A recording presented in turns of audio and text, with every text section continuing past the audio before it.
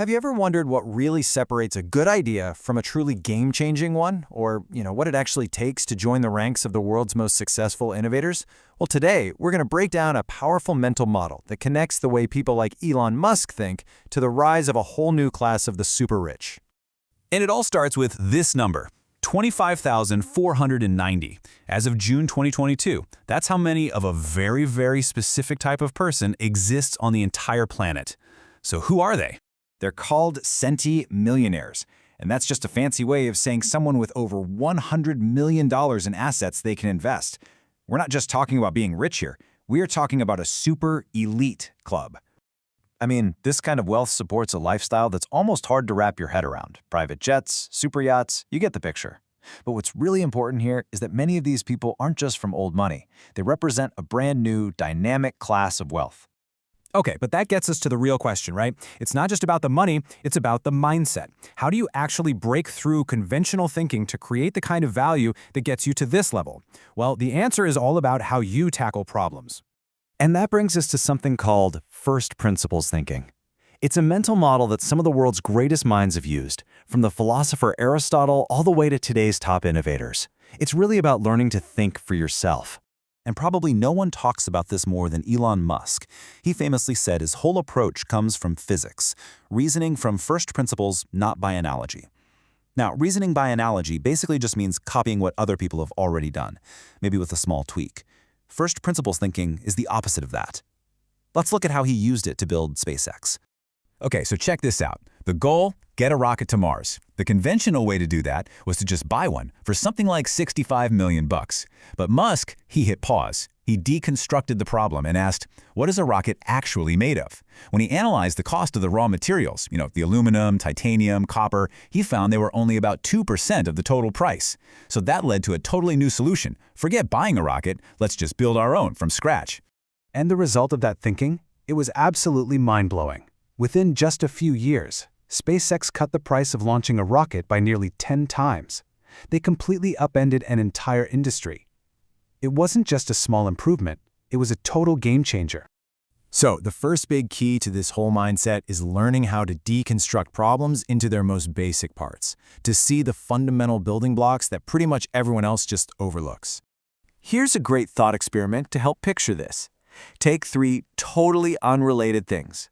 From a motorboat, you can pull out a motor and some skis. From a military tank, you can grab the metal treads. And from a bicycle, you take the handlebars and the seat. Right now, they're just a random pile of parts.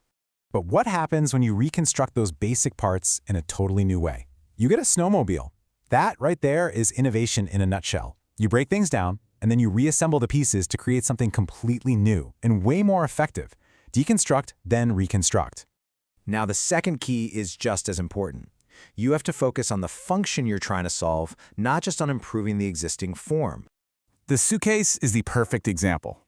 For decades, everyone was thinking by form. They kept asking, how do we build a better suitcase? And that led to small changes, like adding zippers or using nylon. But thinking by function completely reframes the question to, how do we move things more efficiently? And the breakthrough answer to that question? Just put wheels on the bag. I mean, this timeline really shows how stuck we can get thinking about form. It's kind of crazy. For almost 2,000 years, we had bags and we had wheels, but nobody put them together. We just spent centuries making slightly better bags. Then, finally, in 1970, someone shifted their thinking from form to function, and boom, the rolling suitcase was born, changing travel forever. So, let's bring this all back to our centile millionaires. How does this connect? Well, this is where the mindset literally meets the money, because this way of thinking is exactly what defines this new class of the super rich. When you actually look at who these 25,000 or so people are, they aren't just managing old money. Nope, they are very often the founders of these massively successful tech companies or the CEOs of huge global corporations. They're the builders, the innovators, the ones who didn't just make a better suitcase, they put wheels on it. And it's really no surprise where this wealth is all concentrated. New York City and the San Francisco Bay Area are the top 2 hubs. These are the epicenters of finance and technology, where the whole game is about deconstructing old industries and building new ones. And if we zoom out and look at the whole world, the US is just dominant, with an incredible 38% of the world's centimillionaires. But take a look at the other players, like China and India. They're rising fast, and that signals a huge global shift in how and where wealth is being created. And looking ahead, the trend is even clearer. Over the next decade, the fastest growth is actually projected in emerging markets. We're talking places like Vietnam with 95% growth, India with 80%, and Mauritius with 75%. We're seeing a brand new wave of global entrepreneurs applying these very principles to create massive value. So, at the end of the day, thinking from first principles isn't just some cool abstract idea.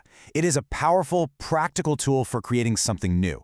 By focusing on the fundamental function, instead of just getting stuck on the existing form, you learn to see past what everyone else is doing and create truly world-changing value. And all that really leaves us with one final thought.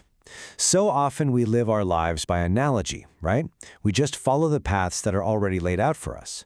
So the real question to ask yourself is this: what convention in your work or even in your life is just an accepted form? What fundamental truth could you discover if you just dared to break it all down to its first principles?